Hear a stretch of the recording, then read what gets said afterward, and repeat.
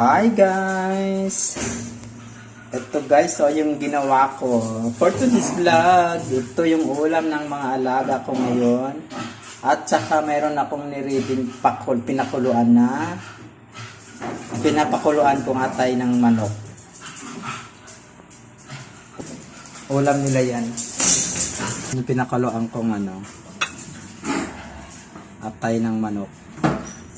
Ihahalo ko yung gulay dyan. Tapos ito yung mga kakain, mga pasaway. Ayan, sila yung kakain.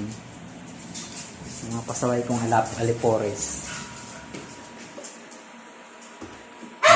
Walang ginawa kundi maghabulan. Yung mga alaga ko.